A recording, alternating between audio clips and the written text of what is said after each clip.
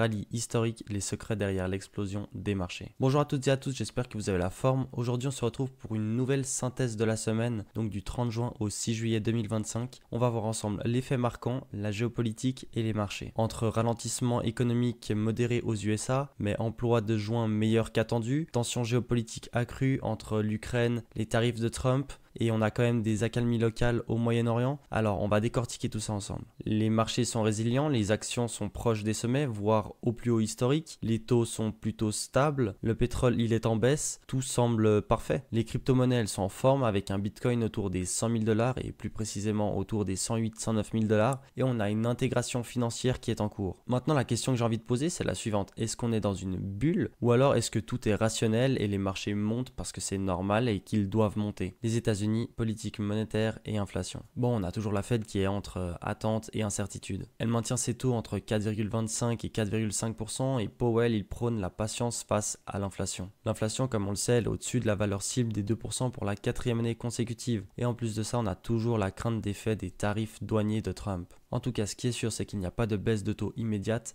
et le possible assouplissement viendra seulement à la fin 2025, uniquement si les conditions sont réunies. On a toujours ces fameuses pressions politiques avec Trump qui réclame des baisses de taux d'intérêt et la Fed qui défend son indépendance. Maintenant, une chose que je voulais aborder avec vous, c'est les taux d'intérêt des obligations du gouvernement américain sur 2 ans. C'est un indicateur clé de la Fed pour voir si elle baisse ou elle monte ses taux d'intérêt. Donc, qu'est-ce qui s'est passé sur ces fameux taux des obligations américaines à 2 ans? Vous voyez qu'on a eu une forte augmentation du taux ici pile à 2 heures de l'après-midi. Donc la tendance générale en daily, elle est à la baisse avec une moyenne mobile 200 jours qui était ici à la baisse et qui maintenant stagne. On a une fameuse consolidation ici sous la moyenne mobile 200 jours, c'est l'attentisme de la Fed récent. Maintenant vous voyez que dans les semaines passées, il y a eu une baisse puis une remontée soudaine. Maintenant cette remontée soudaine, on va pouvoir l'expliquer par la suite. Les États-Unis, croissance, emploi et budget. Une économie qui ralentit et un déficit qui se creuse. Mais un emploi qui se porte très bien. Enfin, tout ça, c'est en apparence. Alors, la semaine passée, on a eu des données sur l'emploi qui sont sorties avec des emplois créés au mois de juin de 147 000. Alors, cette donnée, elle était supérieure aux prévisions qui étaient uniquement de 110 000 emplois créés pour le mois de juin, mais on a une faiblesse du domaine privé avec uniquement 74 000 emplois qui ont été créés. C'est un plus bas depuis 2024. Le taux de chômage qui était de 4,2% avec des attentes à 4,3% est sorti uniquement à 4,1%, ce qui a créé une énorme surprise. La Fed, elle, attendait une augmentation du chômage et à l'inverse, on a une baisse du chômage, donc une pression inflationniste supérieure. Et ça explique la remontée soudaine des taux des obligations américaines à 2 ans. Beaucoup attendaient une baisse des taux d'intérêt de la Fed d'ici fin juillet, mais avec cette donnée qui est sortie plus basse que prévu, c'est quasiment impossible. C'est pourquoi la prochaine baisse de taux d'intérêt pourrait arriver en septembre ou encore plus tard dans la fin de l'année. Bon, et la nouvelle qui a tant fait parler la semaine passée, c'est la mise en loi du Big Beautiful Bill. Donc si vous en avez pas entendu parler, je vous explique brièvement. Alors Trump il veut baisser les impôts et augmenter les dépenses budgétaires. Le problème là-dedans c'est que ça va créer un énorme trou qu'on va appeler la dette américaine. Donc cette dette américaine elle est déjà de 35 000 milliards de dollars et selon le plan Trump adopté, donc le Big Beautiful Bill, elle devrait augmenter de 3 300 milliards de dollars sur 10 ans. Le déficit fiscal était déjà pas bon en hausse de 14% sur les 8 derniers mois.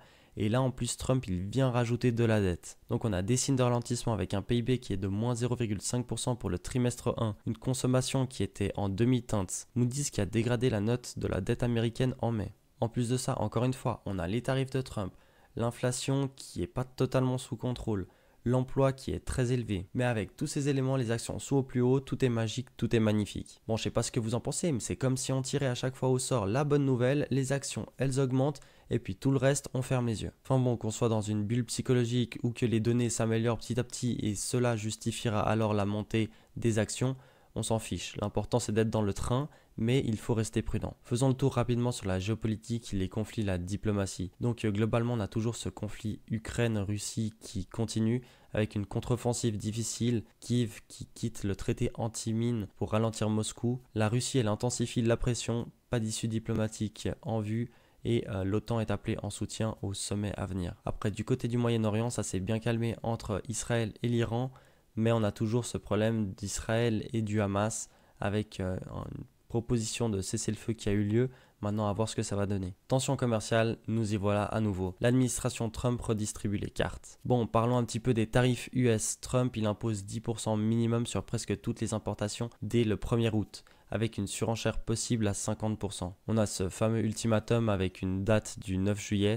Des lettres sont envoyées aux pays concernés, il y a des deals qui sont faits en dernière minute. Pour imager la chose, on a un Trump qui tape du poing sur la table et qui dit ou vous faites un deal avec nous ou le 9 juillet vous allez en payer les conséquences. Donc bon, le risque de guerre commerciale globale, il n'est pas complètement effacé. Les partenaires sont sous pression, on a l'UE, le Japon qui négocient des exemptions et l'incertitude pour le commerce mondial reste de mise. Marché financier, actions et obligations. Confiance prudente en fin de semestre. Bon, je vous ai spoil avant, mais les actions US sont au plus haut fin juin.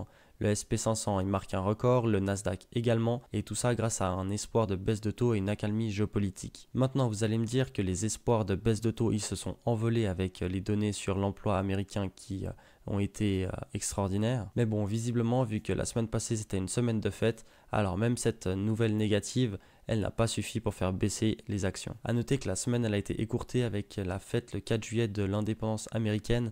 On a eu de faibles volumes et une légère hausse après les données de l'emploi. Oui, parce que bon, pour revenir là-dessus, voyons le verre à moitié plein. Un emploi solide, ça veut dire pas de récession. Pas de récession, ça veut dire que les marchés, ils peuvent exploser. Et là-dedans, les marchés UE et Asie sont portés par Wall Street, un peu plus hésitants parce qu'on a quand même des menaces des tarifs US. Les obligations à 10 ans, elles sont plutôt stables avec des taux à 4,3%. Mais on a une petite rotation des obligations avec les obligations allemandes qui sont très recherchées. Maintenant, si on regarde les graphes du SP500 et du Nasdaq, on voit très clairement qu'ici, on est sur les plus hauts. On a cassé les précédents plus hauts. Ici, c'était fin juin. Et puis voilà, on continue le bull run et on va chercher les 625 $ pour le SP500 avec un Nasdaq QQQ qui est autour des 555, 556 même. Vous pouvez observer que les deux graphes sont quasiment similaires avec une belle consolidation qu'on a eue au mois de décembre qui n'a pas tenu. Ensuite, on a eu cette belle tasse avec une formation de anse. La anse, elle s'est faite un petit peu décalée sur le Nasdaq. Et voilà, la cassure des précédents plus hauts mène vers un nouveau bull run. On a eu ici les deux Golden Cross avec la moyenne mobile 50 jours qui a croisé la moyenne mobile 200 jours à la hausse. Et puis sur les deux graphes, on a toujours ce gap qui a été formé au mois de mai qui reste en attente. Donc là, si on regarde uniquement ces graphes, d'un point de vue technique, c'est magnifique. On a un momentum qui est très positif et ces graphes, ils traduisent une paix mondiale, une floraison de la croissance mondiale et un monde qui est parfait. Maintenant, reste à vous d'en juger si la macro, elle suit l'analyse technique ou pas. J'ai plus l'impression que la macro et que l'analyse technique sont décorrélées et que là, actuellement, on a tout simplement un effet psychologique incroyable. L'avenir nous le dira en tout cas si on fait face à une bulle. Si on prend les graphes SP500 et Nasdaq d'un point de vue hebdomadaire, l'unique chose qui me perturbe, c'est cette divergence sur le RSI qui est sur le point d'être cassé avec le SP500 et qui a déjà été cassé par le Nasdaq. Sinon voilà, on a cette consolidation qui a été faite, cette belle tasse avec une petite anse, cassure, exactement les mêmes graphes à gauche et à droite. Marché financier, devises et matières premières. Bon voilà, on a un dollar index qui est plutôt stable, voire en hausse de 0,5%. Et ça, comme je vais le montrer juste après, c'est uniquement grâce à un emploi qui est fort aux États-Unis. Pour le Brent, il est toujours aux alentours des 67 $. Et l'or également plutôt stable autour des 3300 $ l'once. Prenons le dollar avec une cassure ici de la moyenne mobile 200 jours et un dollar qui forcément chute maintenant qu'on est sous cette moyenne mobile. Ce que je voulais vous montrer là-dedans, c'est l'effet que l'emploi américain a eu sur la courbe du Dixie. Ici, on a sur cette bougie 4 heures l'effet de l'emploi américain.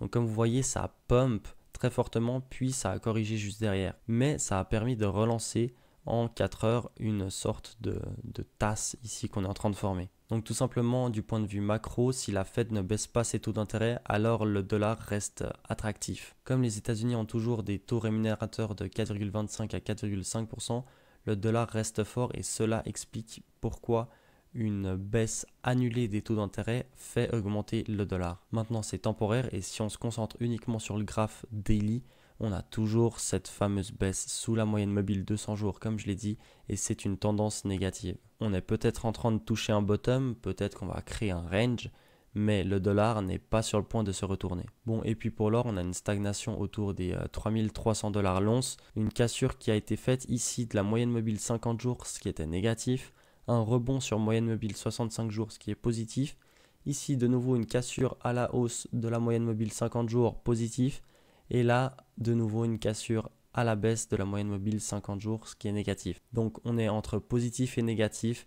on peut plutôt appeler ça un range. Reste à voir maintenant par où on va casser. Si on pète les 3200 $ à la baisse, ça pourrait être négatif. Maintenant, si on reste autour des niveaux actuels et qu'on consolide, un simple retour du momentum pourrait faire exploser l'or. Faisons un tour maintenant rapidement sur le Bitcoin avec un Bitcoin qui est autour des 109 000 $, proche d'un nouveau record qui serait autour des 112 000 $. Il est en hausse de plus 40% sur les 3 derniers mois et il surperforme le marché action et l'or. Voilà, brièvement le graphe, on a un drapeau descendant en daily. Un retour ici après la cassure sur le haut de drapeau. Maintenant, est-ce qu'on va exploser à la hausse et franchir les 112 000 $? Je ne sais pas. Pour la vue weekly sur Bitcoin, on a encore une divergence baissière sur le RSI avec un possible double top. Mais ça ne veut pas dire que ça va vraiment se réaliser, le crack que beaucoup de personnes ont vu et parlent. Une simple cassure des 112 000 $ en weekly invaliderait tout. On aurait un RSI qui passe au-dessus de cette divergence et là c'est réglé. On va vers les 120-130 000 $. Avant de parler des perspectives de la semaine du 7 juillet 2025, je voulais vous rappeler que ceci n'est pas un conseil d'investissement, mais uniquement à but éducatif et que je peux me tromper. Des événements à suivre et tendances à surveiller. Alors pour le 8 et 9 juillet, on a la politique monétaire, des publications des minutes de la Fed, donc la réunion de juin le 9 juillet, et on a les tensions commerciales avec la fameuse date butoir du 9 juillet. On aura les annonces des pays frappés par les tarifs US à cette date. Concernant le 10 et 11 juillet, on a des données économiques avec l'inflation en Chine le 10 juillet et le PIB mensuel anglais le 11 juillet. Pour la géopolitique, on a le sommet de l'OTAN le 11 et 12 juillet avec des discussions sur l'Ukraine. Et petite note sur la semaine suivante, on a le début de la saison des résultats du trimestre 2. Les anticipations des bénéfices pourraient reprendre la main sur les cours actions. Et voilà, c'est tout pour ce débrief macro de la semaine, j'espère que vous avez kiffé. En tout cas, si c'est le cas, n'hésitez pas à lâcher un like, à vous abonner et à écrire un petit commentaire, j'y répondrai avec grand plaisir. Pour ma part, je vous donne rendez-vous la semaine prochaine et sur ce, portez-vous bien, allez, ciao ciao.